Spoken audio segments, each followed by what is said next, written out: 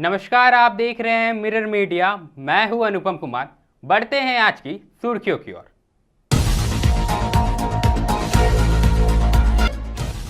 रांची में सीरम टोली रैंप निर्माण को लेकर विवाद जारी।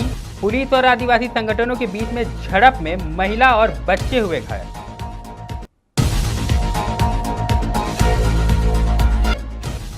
हजारीबाग में आपातकालीन सेवा पर संकट। स्वास्थ्य सेवाओं को लेकर राज्य सरकार के दावे की खुली पोल। गैरेज में धूल फाक रहे दर्जनों 108 एम्बुलेंस।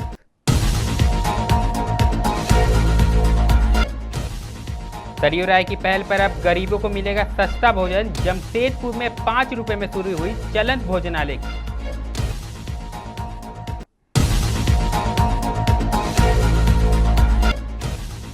बोकारो में आगामी 8 जून को होने वाली संविधान बचाओ रैली की तैयारी को लेकर कांग्रेस की जिला स्तरीय बैठक। ऐतिहासिक बनाने पर दिया जोर।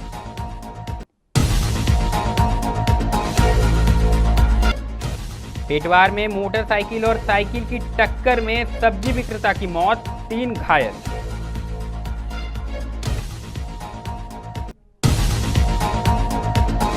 अब खबरें विस्तार से। सबसे पहले बात करेंगे हम राजधानी रांची की, जहां सीरम टोली रैंप निर्माण को लेकर जारी विवाद ने बड़ा रूप ले लिया है। आदिवासी बचाओ मोर्चा और केंद्रीय सरना स्थल बचाओ मोर्चा के आह्वान पर झारखंड बंद बुलाया गया था। सीरम टोली रैंप को लेकर विवाद उस वक्त शुरू हुआ जब फ्लाईओवर बना रही कंपनी ने केंद्रीय सरना स्थल के गेट के ठीक सामने रैंप बना दी, जिससे गेट के सामने की जगह काफी कम हो गई। इसके विरोध में आज रांची समेत कई जिलों में बंद का असर देखा गया। हीनू चौक, पतरातू रोड समेत कई इलाकों में सड़कें जाम कर दी गई। इस दौरान हीनू चौक पर बंद समर्थकों और पुलिस के बीच झड़प भी हो गई, जिसके बाद पुलिस ने हल्का बल प्रयोग करते हुए सड़क खाली करवाई। इस दौरान कुछ महिलाओं और बच्चों को भी हल्की चोटें आई। बंद के दौरान एसडीएम उत्कर्ष कुमार ने बताया कि प्रशासन ने कोशिश की कि आवश्यक सेवाएं बाधित ना हो। कुछ जगहों पर डेफिनेटली डिस्टर्बेंस देखा गया है, ट्रैफिक वजह से भी अफेक्ट हुई थी, लेकिन हम लोग यथासंभव प्रयास रहा है कि कहीं इमरजेंसी सेवाएं कहीं बाधित नहीं हो, कोई भी व्यक्ति जो अपने फ्लाइट्स पर पकड़ने जा रहे हैं उनको भी कोई दिक्कत नहीं हो। हर जगह पे पुलिस और प्रशासन दंडाधिकारी तैनात थे और यथासंभव से प्रयास किया गया है। अभी हीनू चौक में भी काफ़ी देर तक डिस्टर्बेंस था अभी, लेकिन बंद समर्थक यहाँ से अब जा चुके हैं, स्थिति सामान्य है। और लोगों से हम लगातार अपील कर रहे थे कि शांतिपूर्ण अपील कर रहे थे कि आपका बंद शांतिपूर्ण रहना चाहिए, आपके बंद के कारण किसी को अननेसेसरी डिस्टर्बेंस नहीं होनी चाहिए। मैं उल्लेख करना चाहूँगा कि संविधान की अनुच्छेद 19 में सभी को अपनी बातें रखने का अभिव्यक्ति का अधिकार है, लेकिन उसी अनुच्छेद में प्रोपोर्शनल रिस्ट्रिक्शन का भी दिया हुआ है, जिसमें लॉ एंड ऑर्डर का प्रमुख है। तो उसी के अंतर्गत लोगों को अनेकों बार अपील करने के बाद भी लोग जब यहाँ से नहीं हट रहे थे, हल्का बल का प्रयोग करके उनको हटाया गया था। अभी स्थिति सामान्य है, यातायात व्यवस्था चालू है। हम लोग को लेडीज को भी नहीं छोड़ा, बच्चा लोग को भी नहीं छोड़ा, बेटा जवान लोग को भी नहीं छोड़ा, किसी को नहीं छोड़ा डंडा लाठी चार्ज करने के लिए। हम लोग तो शांतिपूर्वक से बैठे हुए थे। हम लोग को की बस की फ्लाईओवर को थोड़ा सा आगे बढ़ा के आप लोग वहाँ इथी में दूसरा वाला में ज्वाइन कर दीजिए, बहु बाजार वाला में ज्वाइन कर दीजिए कि हम लोग साल में एक बार पूजा करते हैं। हम लोग को भी पूजा स्थल है, उसको थोड़ा सा हम लोग को दिक्कत होगा। हम लोग हर तरफ से आदमी आता है तो हम लोग का कहाँ इथी करेगा, बहुत ज़्यादा भीड़ रहता है। इसीलिए हम लोग बोले कि फ्लाईओवर को ही थोड़ा सा आगे बढ़ा दीजिए, बहु बाजार में मिला दीजिए, हम लोग को दिक्कत नहीं होगा उसमें, ऐसा बोले। और हम लोग कोई शांतिपूर्वक से, कोई बच्चा ना बड़ा, हम लोग बुतरू कोई, हम लोग किसी को छेड़छाड़ नहीं किए। मुलेस आ रहा था उसको जाने दे रहे थे, डॉक्टर को दिखाने जा रहा था उसको जाने दीजिए, हर चीज़ में जाने दे रहे हैं। केवल अच्छा आदमी लोग को 1 महीना से पेपर में छपा रहा है कि 4 तारीख को झारखंड बंद है, तो आदमी लोग नहीं जान रहा है। इतना तो पढ़े लिखे नहीं है, सो बात नहीं है। हर चीज़ बिना मोबाइल का नहीं रहता है, आजकल सब चीज़ चलाता है, यूट्यूब चलाता है, ऑनलाइन देखता है, हर कुछ करता है। तो हाँ, पुलिस लोग बहुत हीनू चौक में देखिए ना, हमको तो घींच के साड़ी उड़ी सब फाड़ दिया है। और मेरा बहन एक तो उसको मार के कपार ही कर दिया है। देखिए मेरा देवर को मार रहा है, तबीयत खराब है उसको घींच के मार रहा है। वहाँ पे हम खड़े थे साइड में, आई वहाँ लेडीज पुलिस लोग और जबरदस्ती खींच के लेके जा रही है। हम बोलबो किए कि हमको क्यों लेके जा रहे हैं, तो बोल रहा है कि आप लाठी चार्ज कर रहे थे। हम बोले कि मेरा पास तो लाठी उठी भी कुछ भी नहीं है, फिर भी जबरदस्ती खींच के ले गई उधर और बीच में घेर ली और लाठी चार्ज करने लगी सब पुलिस मिल के। वहाँ पे हम अकेले थे, सब भीड़ इधर था और वहाँ पे किसी को नहीं आने। अब बात करेंगे हजारीबाग की, जहां राज्य सरकार भले ही स्वास्थ्य सेवाओं को लेकर बड़े बड़े दावे कर रही हो, लेकिन हजारीबाग में 108 आपातकालीन सेवा की हालत बेहद खराब है। कटकमदाग के फतहा चौक स्थित एक गैरेज में दर्जनों एम्बुलेंस महीनों से धूल फाक रही है। इनमें से कई एम्बुलेंस ठीक होकर भी सेवा में नहीं लौट सकी। यह हाल ऐसे समय में है जब बीमारियों का खतरा बढ़ रहा है। 108 सेवा का ठप होना चिंता का विषय है। यह लापरवाही नहीं रुकी तो इसका खामियाजा आम जनता को भुगतना पड़ेगा। स्थानीय मैकेनिकों के मुताबिक 6 एम्बुलेंस पूरी तरह से दुरुस्त है, लेकिन संस्थान ने इन्हें वापस लेने को नहीं लिया। बजट की कमी का हवाला देकर एम्बुलेंस को गैरेज में ही छोड़ दिया गया। दूसरी ओर अस्पतालों में एम्बुलेंस की भारी कमी और मरीजों को समय पर मदद नहीं मिल पा रही है। वहीं सांसद मनीष जायसवाल ने इस स्थिति पर राज्य सरकार को आड़े हाथों लिया और कहा कि यह आपात सेवाओं की अनदेखी आम जनता के साथ अन्याय है। उन्होंने रांची और अन्य जिलों में भी ऐसी ही स्थिति की बात कही। वहीं उपायुक्त शशि प्रकाश सिंह ने मामले को गंभीरता से लेते हुए सिविल सर्जन को निर्देश दिया है कि दुरुस्त एम्बुलेंस तुरंत सेवा में लाई जाए और बाकी को जल्द ठीक कराने की प्रक्रिया शुरू की जाए।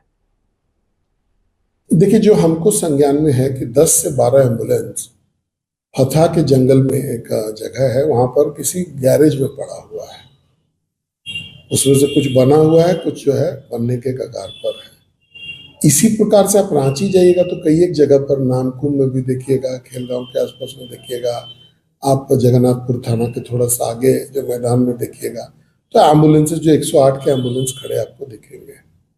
सारा मामला राज्य सरकार से पेमेंट का है। उनको पेमेंट नहीं मिल रहा है, जिसके चलते वो लोग अपने आप को चलाने में असहज महसूस कर रहे हैं। उनसे जब हम लोग उनसे बात करते हैं तो पता चलता है कि भाई पेमेंट ही नहीं हुआ है। कोई कुछ महीना बोलता है, कोई कुछ महीना बोलता है। आप हेल्थ सेगमेंट में ही आयुष्मान भारत का देख लीजिए। आयुष्मान भारत से अब अस्पताल अपने आप को अलग करने लग गए हैं। अस्पताल के लोग अपने आप को अलग कर रहे हैं ये करके कि भाई हम लोग को पेमेंट जो है कई एक महीने से नहीं ये करता है। तो झारखंड सरकार का जो वित्तीय स्थिति है ये बड़ा डमाडोल है। मैया सम्मान का ये लोग पैसा बड़ा मुश्किल से दे पा रहे हैं, लेकिन मैया सम्मान का पैसा देने के चक्कर में और जितना भी काम है, आप यहाँ पर किसी भी ठेकेदार से बोलिए कि काम आप क्यों नहीं कर रहे हो, तो उनका ये रहता है कि भाई हमको पेमेंट नहीं मिला है तो काम कैसे करेंगे, काम आगे कैसे बढ़ाएंगे। सरकार को चिंता करना चाहिए। ये सब जो बेसिक जो इंफ्रास्ट्रक्चर है, बेसिक जो काम है, सरकार को अपना ठीक करना चाहिए। डेफिनेटली अभी जो है सिविल सर्जन साहब से जो मेरी बात हुई है, कुछ 108 एम्बुलेंसेस हैं जो कि ख़राब स्थिति में हैं और कुछ रिपेयर्स हुए हैं। ये स्टेट के भी संज्ञान में है। स्टेट जो डिपार्टमेंट है, हेल्थ डिपार्टमेंट है, जैसे जैसे जो ठीक होते जा रहे हैं उसको हम लोग जो है प्लान कर रहे हैं विद इन 2 to 3 डेज जो है इमीडिएटली वो ऑपरेशनल कंडीशंस में आ जाएंगे और जो मरीज़ों को जो हॉस्पिटल तक पहुंचाने का जो उनका काम है उसमें उनका सर्विसेज को लिया जाएगा और जो ख़राब पड़े हैं उनको स्टेट के द्वारा भी जो है मैकेनिक्स वगैरह प्रोवाइड किए गए हैं, उनको जल्द से जल्द ठीक करके उनको भी सर्विसेज में लाई। अगली खबर जमशेदपुर से आई है, जहां बकरी ईद को लेकर जिला प्रशासन ने तैयारी तेज कर दी है।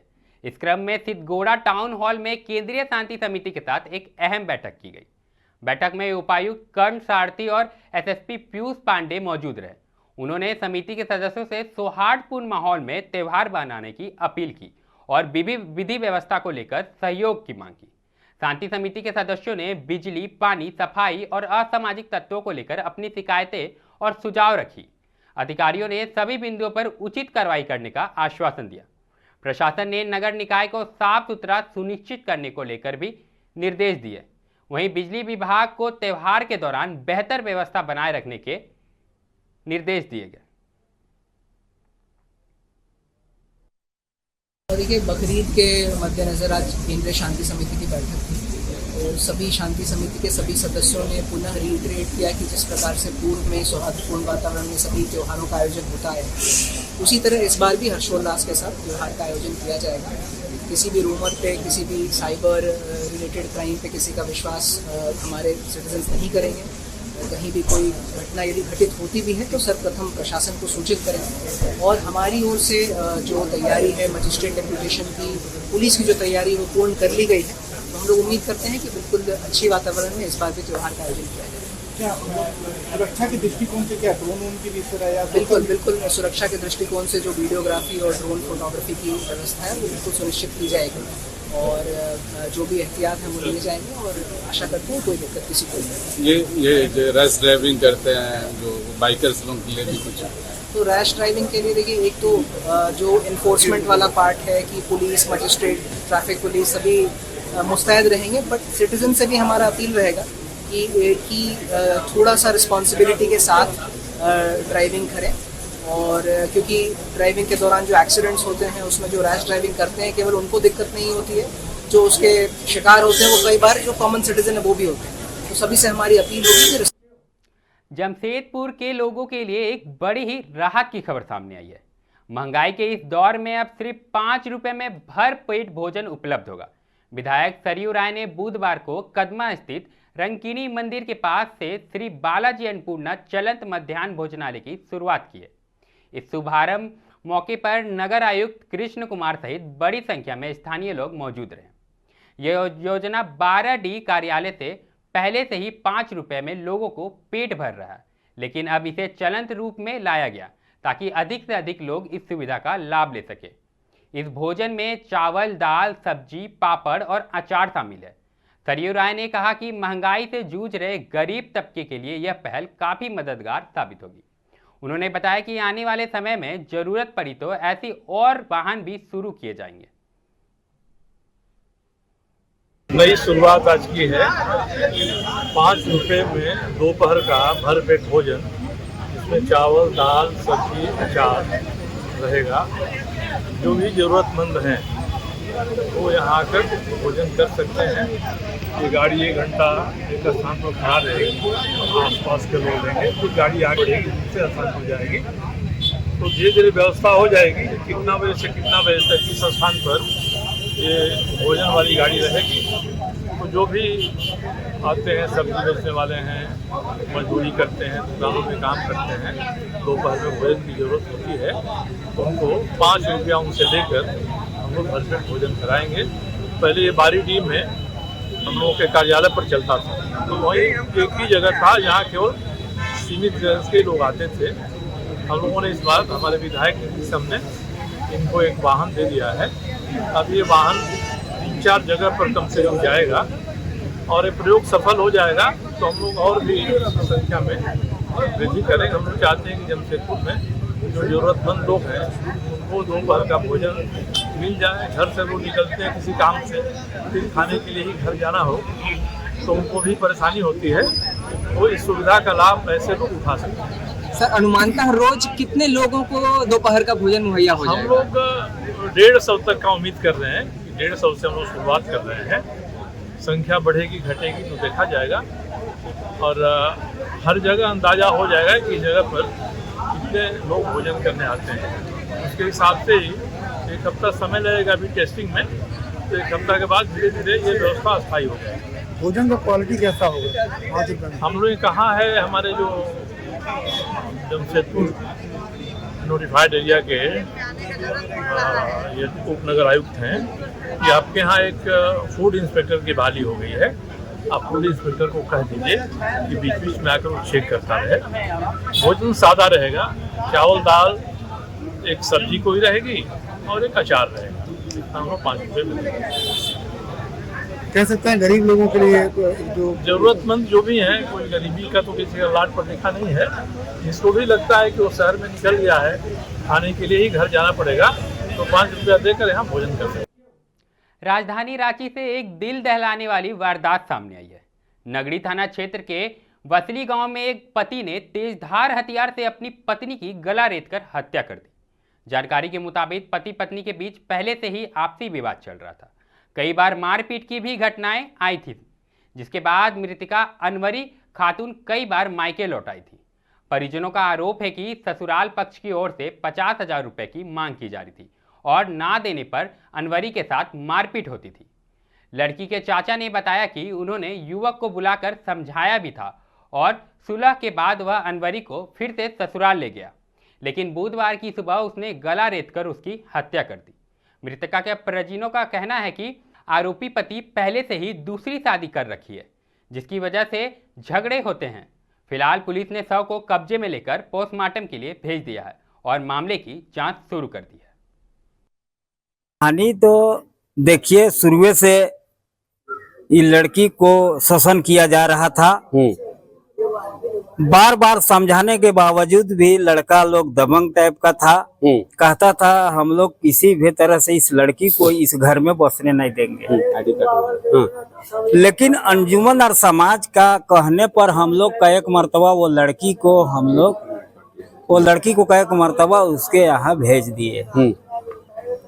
एक मर्तबा इस लड़की को छत के ऊपर ले गया रात को और चाकू से हमला बोल रहा था।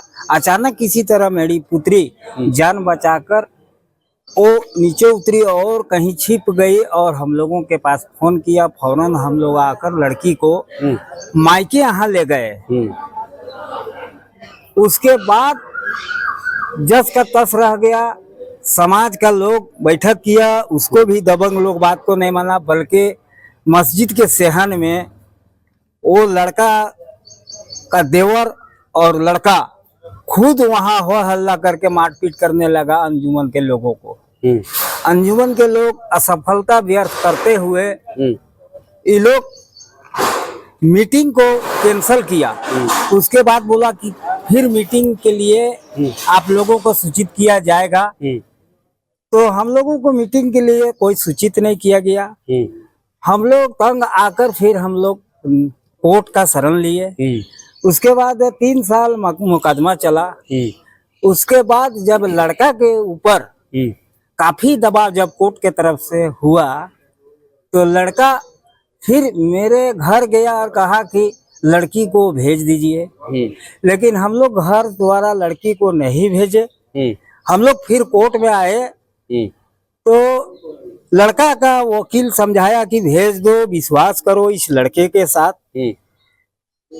तो माने हमको मजिस्ट्रेट भी बोला कि देखो एक मर्तबा देख लो, कोशिश कर लो। हाँ कोशिश कीजिए, बसा दीजिए लड़की को। तो मेरी लड़की सिग्नेचर कर दिया, चलो हम राजी हो गए। तो मेरा कहना है कि अब पुलिस प्रशासन जो फरार व्यक्ति है उस व्यक्ति के ऊपर सख्त कार्रवाई किया जाए तो हम लोग शांत बैठेंगे और हम लोग धरना प्रदर्शन से वंचित रहेंगे और नहीं तो आगे हम लोग धरना प्रदर्शन भी करेंगे।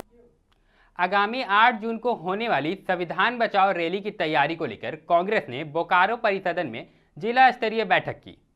कांग्रेस जिला अध्यक्ष उमेश गुप्ता के नेतृत्व में बैठक में प्रखंड स्तरीय पदाधिकारियों ने हिस्सा लिया। उमेश गुप्ता ने बताया कि रैली को ऐतिहासिक बनाने की तैयारी की जा रही है। इस रैली में प्रदेश अध्यक्ष और झारखंड प्रभारी समेत कई वरिष्ठ नेता शामिल होंगे।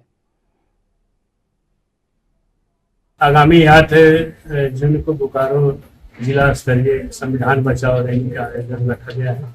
उसकी तैयारी के लिए बोकारो जिला कमेटी सभी हमारे सामाजिक कांग्रेस जन वरिष्ठ कांग्रेस में सभी लोग आज बैठ कर उसकी तैयारी कर मंथन और बैठक किए।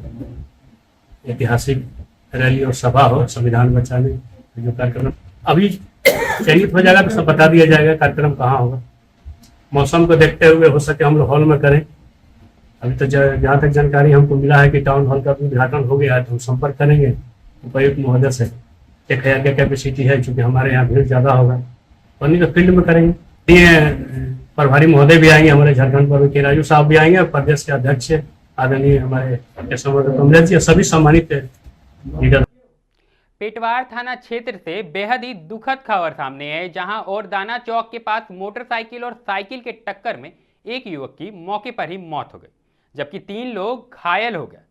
मृतक की पहचान साइकिल सवार गणेश महतो के रूप में हुई है, जो सब्जी बेचने तेनूघाट जा रहे थे।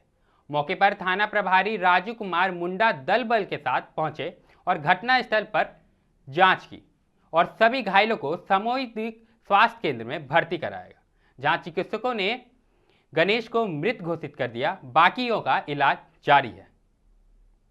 ये लगभग 5:30 बजे के आसपास हम लोग को सूचना मिला कि ओरदाना में एक सड़क दुर्घटना हो गई है। इसकी जानकारी हमको हुई तो तुरंत हम जो है स्थानीय लोगों को फोन करके बताया कि इस तरह का घटना हुआ, सड़क दुर्घटना हुई। तो अविलंब आप लोग वहाँ पे पहुँचे और ये फिर पता चला कि बाइक से दुर्घटना हुआ है और ये लोग जो है सो मार करके फिर वापस इधर टेनूघाट तरफ जा रहे थे। तो स्थानीय लोग का सहयोग से फिर ये बाइक सवार लोगों को वहाँ से पकड़ा गया और पकड़ करके जो है देखा कि लोग को भी काफ़ी चोट उठाया है। कि लोग को सीधे लोग लेके आ गए हॉस्पिटल, जहाँ पे इलाजरत थे लोग। और जो मृतक है सड़क दुर्घटना से जिनकी मृत्यु हुई है उनको भी त्वरित कार्रवाई करते हुए हम लोग अभी हॉस्पिटल लेकर के आए हैं। उनके परिजनों को सूचित किया, अभी सब कोई आ रहे हैं। बाकी इंश्योरेंस वगैरह भर रहे हैं, पोस्टमार्टम के लिए भेज दें। तो गाड़ी भी पकड़ी गई है, जो तीनों लड़का था मोटरसाइकिल सवार, वो लोग को भी हम लोग लेकर आए। बाकी तीनों को भी चोटें लगी हैं। ये एक ओरदाना के पास एक गणेश महतो नाम का व्यक्ति साइकिल से जा रहा था, वो काम सारम सब्जी बेचने के लिए। तो वो वरदाना से टेनूघाट सारम की तरफ बढ़ रहा था और उधर से 3 लड़के एक ही बाइक पर सवार होके आ रहे थे ये टेनूघाट की तरफ से इधर पेट्रोलवाड़ की तरफ। और उसमें जो तीनों ने जो एक ही बाइक पर सवार थे उन्होंने इनको साइकिल वाले जो गणेश महतो उनको टक्कर मार दी। उनका तो वहीं पर स्पॉट डेथ हो गया। और ये तीनों में एक गंभीर है, सर में चोट है। उसका नाम है प्रदीप सोरेन, रुकाम का रहने वाला है। एक और है बादल मानसी और एक विजय टुड्डू। ये दोनों की स्थिति ठीक है। प्रदीप सोरेन के सर में चोट है, उसको रेफर कर दिया गया सदर हॉस्पिटल में। और गणेश महतो का कार्रवाई पुलिस आई हुई है, पुलिस प्रशासन आके अपना कार्रवाई कर रही है। फिलहाल खबरों के दौर में इतना ही। ऐसी तमाम खबरों से हम आपको अपडेट कराते रहेंगे। देखते रहें मिरर मीडिया।